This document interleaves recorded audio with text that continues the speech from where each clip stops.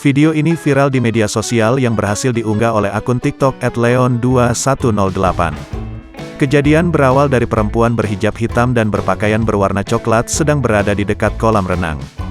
Cewek yang bernama Nabila ini viral di media sosial gara-gara dikejar oleh seekor ayam jantan yang berwarna putih.